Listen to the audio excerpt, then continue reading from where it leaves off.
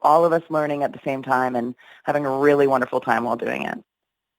Wow, that's incredible considering that not only are you guys stepping into new boundaries in terms of genre, but also new instruments. That's incredible. It was a wild ride.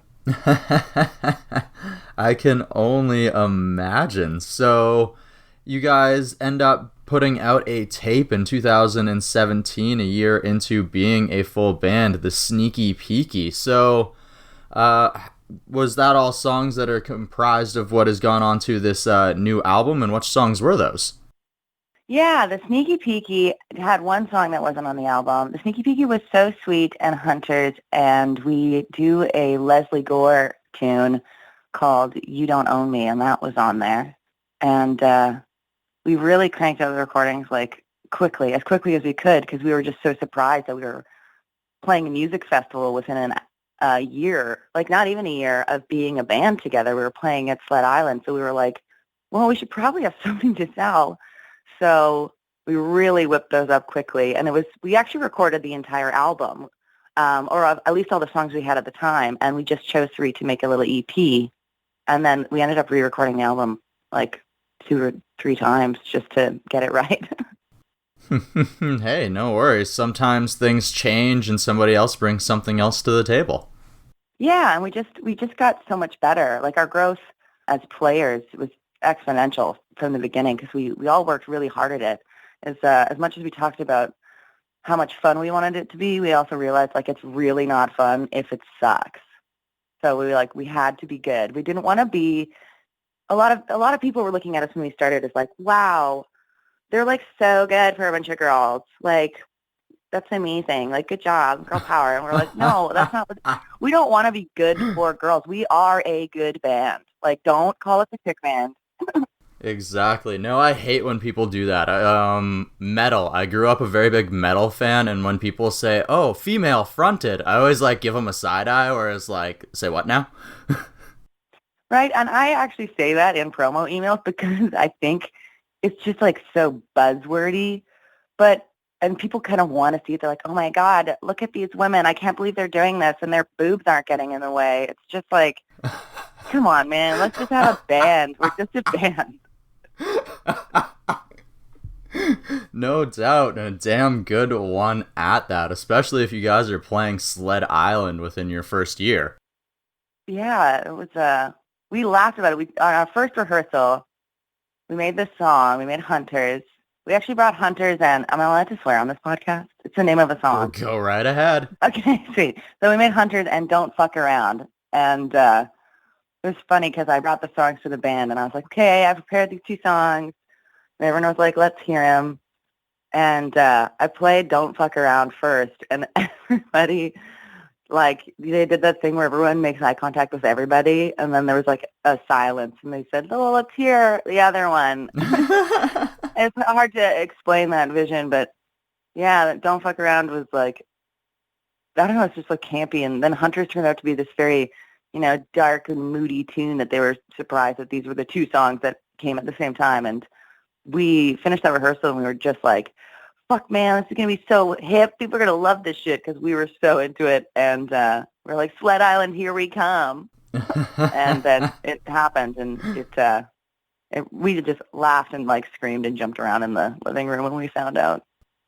Oh, I can only imagine. So, coming from, like you said, the folk background, the country background, playing piano, having to go on something like Sled Island, to have people saying that you guys are a good band live, you must have quite the live show. What was it like to transition into this much more energetic pace, I would imagine? Yeah, it was really interesting, because I remember when we were on stage, it felt electrifying for us. I mean, performing, the rest of the band doesn't feel this way, but I have wicked performance anxiety. Even in rehearsal, I'm being like, okay, I've got these songs. They were like, okay, why don't you play them for us? It's like I am quivering.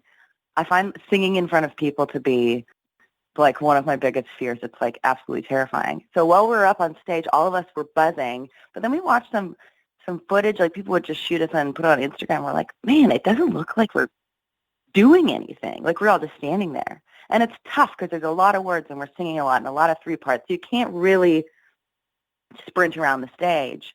But we made a conscious effort where we're like, when we were playing a show, we want it to be a show. We want there to be a reason for people to come and see us. And we really practiced moving around and jumping around and throwing our bodies around that stage as best as we can. And we just want it to be a spectacle every time. Absolutely. Well, I mean, the crowd feeds off you and you feed off the crowd, so give them what they need. Right? Why not? Exactly. And I mean, performance anxiety, sometimes it just means that deep down you care. I think that's it's true. One time I was playing a show when I was doing the solo-y, folky stuff, and I was so anxious. Like, I'll wake up the day of a show and be like, I'm sick. Like, my stomach is turning. I feel like I'm going to throw up.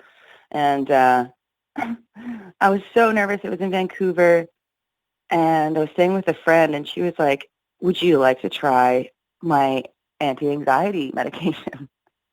And it's like a beta blocker. That's what she called it. I don't really know what that means, but the way that it was explained to me is that it kind of stops your body from being able to pick up on your anxiety, like, hormone or whatever is firing to make you freak out. And I took it and I was like, oh my God, this is amazing. I am so calm. And then I went and played a show and I was like, oh, it's like I don't care.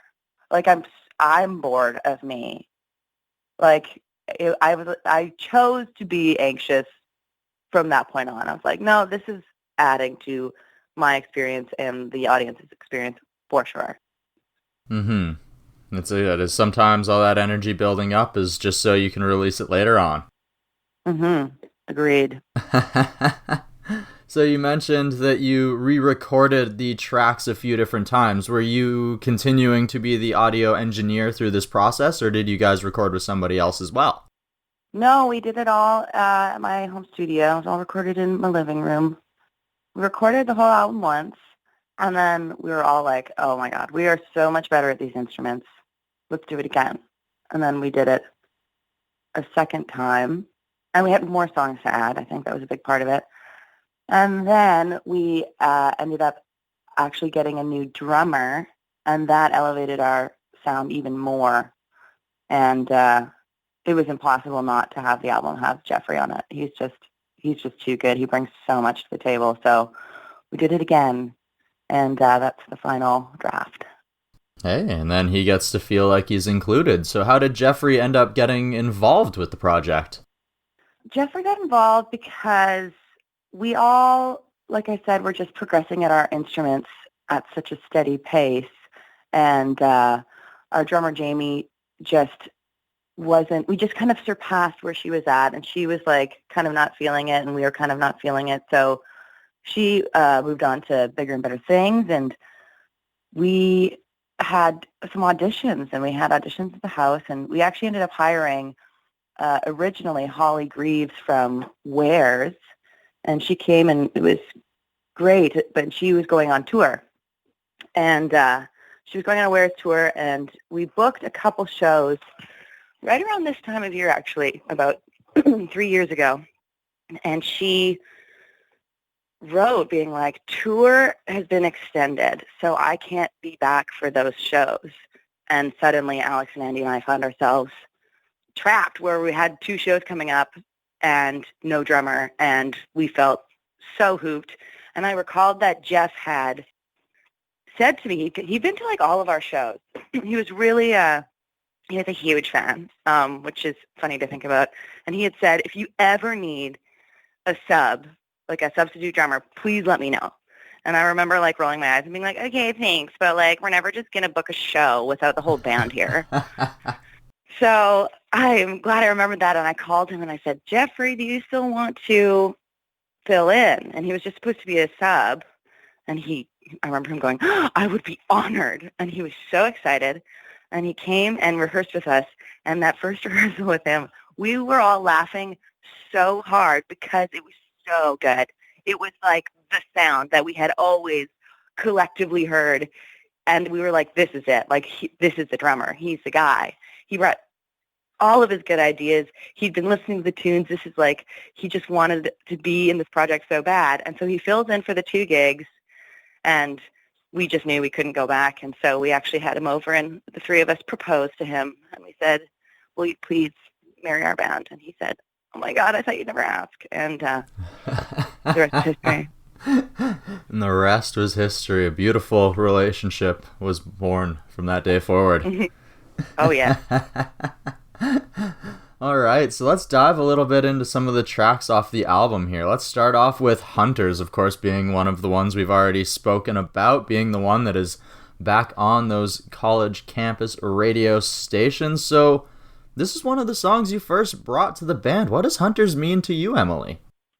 Hunters, it's funny. I get this question a lot, which is interesting, or not surprising, I should say. But I think that it's from the heart for sure. It's obviously like this sort of nostalgic feeling for something that this modern day society has never had, being like, simpler times, if you will, to simplify it. And it's pretty cut and dry, lyrically what it's about. But to me, it just came out of nowhere. I write most of my songs in the car. That's just how I write. That's something about driving and having my physical body be distracted. I just start singing, and then songs just come out, melody and words at the same time. And so I was driving around one day, and Hunters just came out of my face. And it was not like I was this thing that I was stewing about. Like the whole song came out. I wrote it in probably as long as it takes to listen to it. And it was different, and it connected with me on a mood level, on an emotional level, in the way that it was just like, okay, now this is good, this is different, this is not a folk tune, this is something that I think that this band, whatever it's going to be, can work with. And I'd never started a band from scratch. I've just never been on the ground floor where you show up to a rehearsal and it's like, okay, we have no songs. So I didn't know what that first rehearsal was going to be like. I was thinking to myself, is everybody going to show up with a bunch of music? Like, I should have music. I got to show up with tunes. So I'm not the only one who doesn't show up with music. And I showed up and I was like, so I wrote 2 songs, and everyone looked at me like, what? And it resonated with all of us. I think it was just something that, sonically, we really connected to. And I believe in the words, but this is one of the songs to me that's, I'm as emotionally connected to it lyrically as I am to it sonically, and shaping that, and how it kickstarted this band's life together. What's going on? Does anything mean anything? I gotta run. But is it from or to something? Well, I'm on a boat. And I'm struggling to keep it afloat. I've been thinking, why are you here? I'm stuck in the corner, your intentions are clear. But all I really wanna do is push you down. Give you a good trampoline, cut the shit out. You're not helping strangely.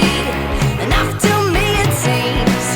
Strange things are all happening simultaneously. Oh, well, you tell me that you miss me, but I see in your smile something kind of sleazy. Well, we've never been friends, and suddenly you wanna be. What is your end? And why use me? I gotta say, what you're doing feels conniving, and if I may, why don't try apologize and don't look at me as a bridge to greener pasture? Fortunately, I'm just a disaster. Strangely enough, to me it seems it's faking, but sincerity simultaneously.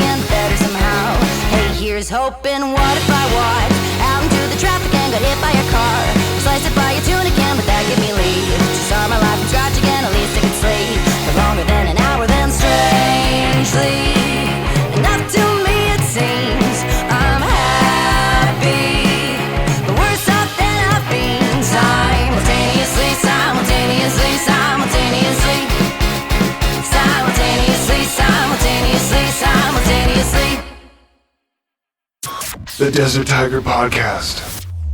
So let's talk about the other single that you dropped off of the album in June 19th here in 2020 simultaneously. Yes.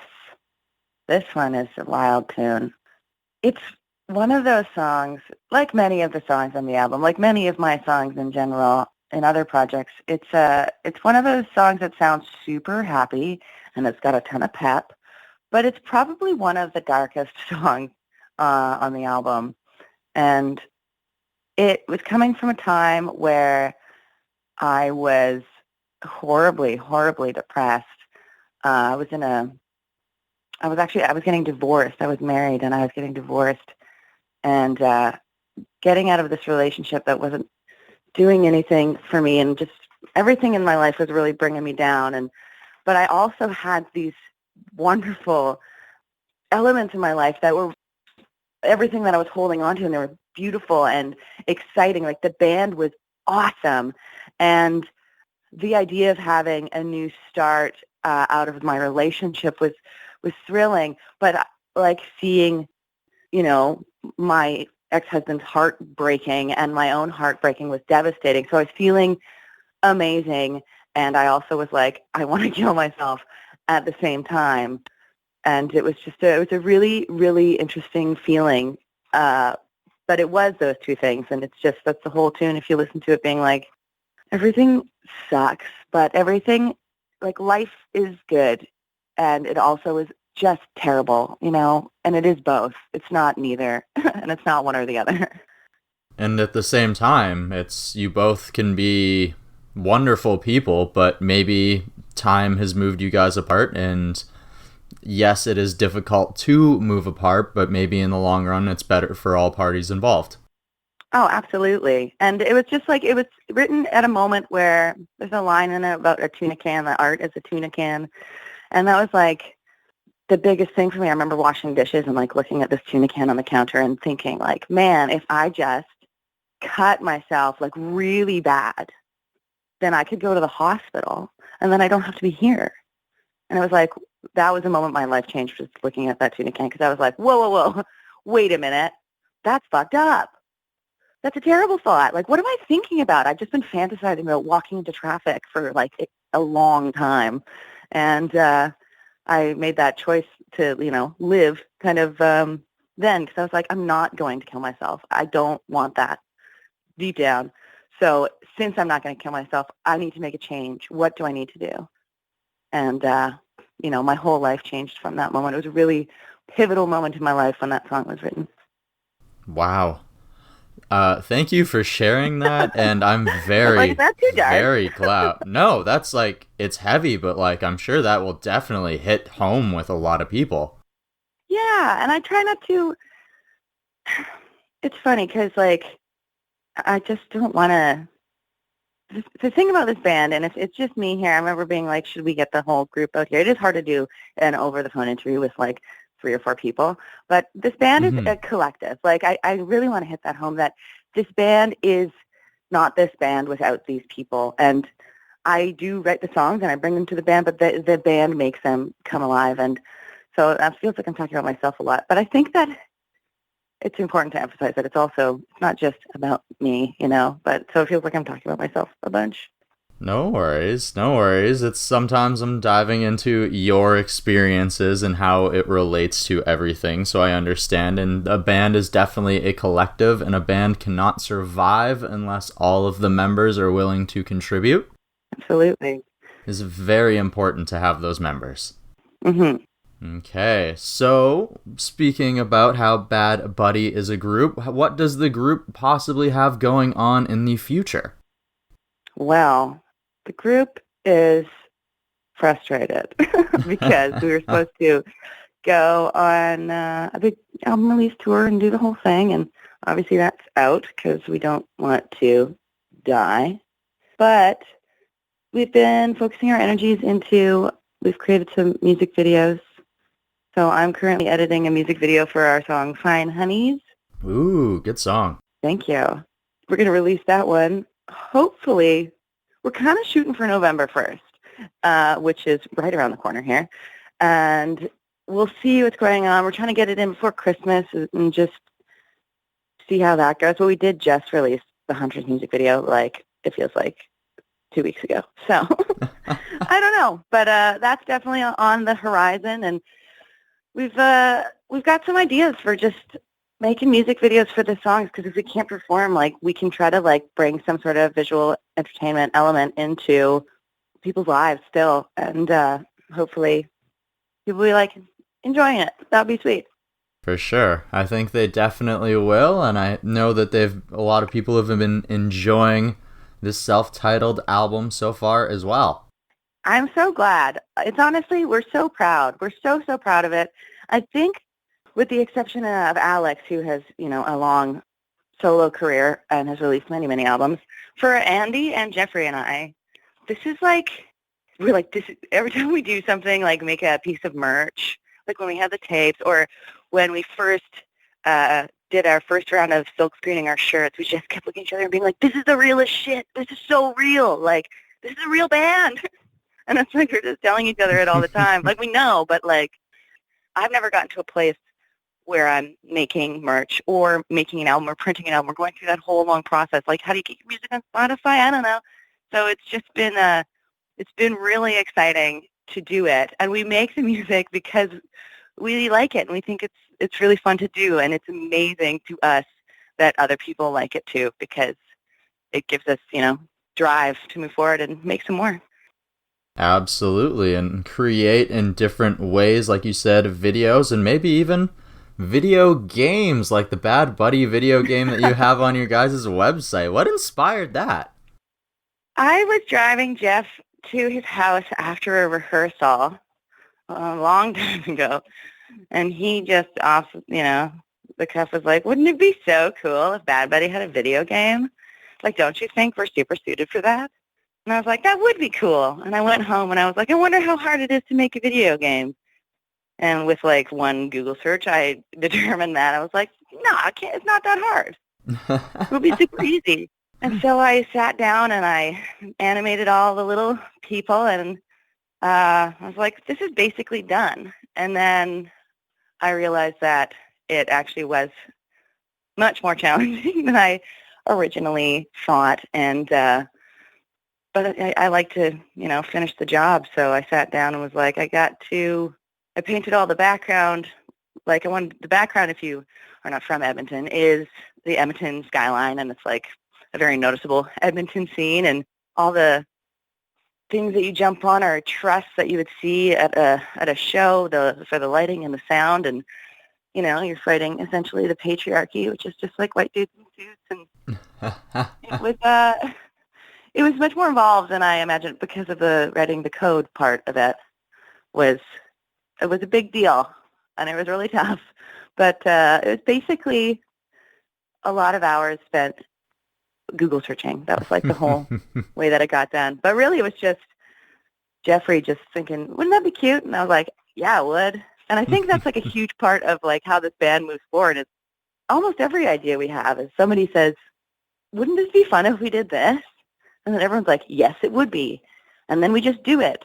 There's like we've never really said no to each other. It was just like, I want to do this. And everyone's like, well, then let's do it. What more do you want? We'll do it. Well, if it's possible, yeah, one of us can learn how to code. Why not? Why not? Exactly. It's great, because maybe it's a, potential career path for me now that shows are out of the question. Well, hopefully they will come back one day soon. But, I mean, yes, it could be something to help tie things over, for sure. I mean, I think I've got a long way before somebody's going to pay me to do that. But, hey, a girl can dream. Hey, you got your foot in the door so far, so that's progress. That's a step there. Yeah. Fuck yeah. Hell yeah. I love it. Okay, so normally when I have a guest, I ask them how the releasing of their music has helped them grow, maybe help them realize things about themselves. And I definitely want to know how transitioning into Bad Buddy has helped you grow and helped you maybe realize things about yourself. But like you said, this is also a band.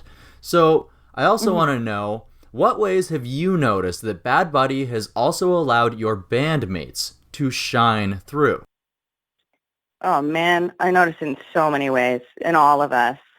It really, it's kind of like we developed this concept, which sounds like a lot more thought out, but this concept has developed naturally over the course of the band's lifetime. And we write a lot about things that really mean stuff to us. Like, it's a lot about, I mean, it's a very feminist band, lyrically speaking, and when we wear what we want to wear, we act how we want to act, and having this, like, we wear these makeup masks when we're on stage. So having the makeup mask, it was kind of like Clark Kent versus Superman, you know? All of us kind of got to embody this larger-than-life version of ourselves, and it gave us confidence, because you're yourself, but you're like, 2.0. You're just, Emily plus or Andy plus.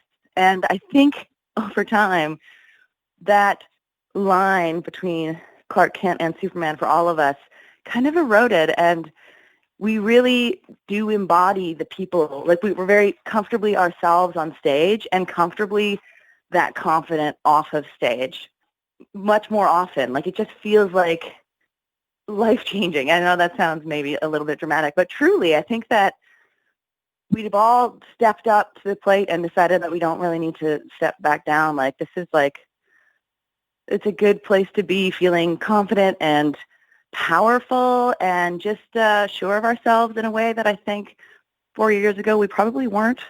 I know I definitely wasn't. And giving ourselves room to realize that, like, we can continue to get better. Like, we're not stopping. We're just like, let's keep practicing our instruments. Let's keep writing more and more challenging songs and see what we're capable of, because I think we've all realized that we're capable of a hell of a lot more than we gave ourselves credit for. Wow. I love it. I love it. All right. Well, thank you so much, Emily, for joining me here today to tell us about Bad Buddy, Bad Buddy's self-titled debut full-length album, and some of the songs on the album as well, and of course about yourself. Yeah, well, thank you so much for having me. It's been delightful. Ooh, delightful. That's a good descriptive word. I hope that you, the ambush, has also been delighted with this episode of the Desert Tiger podcast. I hope you also enjoyed the tracks that we played for you from Bad Buddy. Those were Hunters. And in the middle of the show, we played Simultaneously. And you can find both those tracks as well as Bad Buddy's entire self-titled debut album on, yes, your favorite music streaming service. When you're there, go ahead and hit follow. You heard Emily. Bad Buddy's got more music coming for you on the way. You want it in your ears, in your hands, ASAP. Now it's time for our final roaring DTP thank yous, and the first one of those goes out to Emily of Bad Buddy for joining us here on today's episode of the DTP. And the person I have to go ahead and thank for setting this conversation up, you know who it is. It's the man Eric Alpa. We got mad love for EA. But last but not least, the final roaring DTP thank you goes out to you, the ambush, for tuning into this episode, for continuing to turn into Desert Tiger Podcast, for supporting the show. And you know I've got mad love for you for doing so. If you have yet to join up with the ambush, it is so easy. It is as easy as hitting subscribe on the podcast listening service that you are using right now. And you can also help the show grow by giving us a big old 5-star review or the equivalent on that service. You can also share this episode of the show with your friends, your family, on your social media. Go ahead and tag Desert Tiger Podcast, me, the Colton G, or most importantly, Bad Buddy when you do so. And you can also help the show out by heading on down to deserttigermerch.com and getting yourself to represent the show everywhere that you go. Ah, yeah. This Friday on the Desert Tiger Podcast, we're joined by Murray Atkinson. Murray is a guitarist for The Odds. He is the touring guitarist for Stephen Page. And he is one hella creative and eclectic individual, as well as he has released a few EPs this year. One guitar rock album named Moobla Tubed, a ambient orchestral album named Ethereum Divine. Like, we're diving into, he even does video game music. Yeah, like, there's so much we're going to be diving into this on this Friday's episode with Murray Atkinson, and I can't wait for you, the ambush, to join me then. But until then, I think you guys know what it is. I want you. That's right, you. To go out and find your oasis, to find your mountaintop, to find the thing that makes your heart sing and scream at its fullest capacity, at its fullest glory. Find that thing, craft that thing, grow with that thing, and when your roar is finally ready, let it out across that waterfront, let it out across that canyon, and show the world just how powerful your roar is, just how beautiful you can be. And sometimes we don't hear that enough, and I'ma tell it to you again. And you best believe me, because you are beautiful. And until next week, bye-bye. You real fine honeys.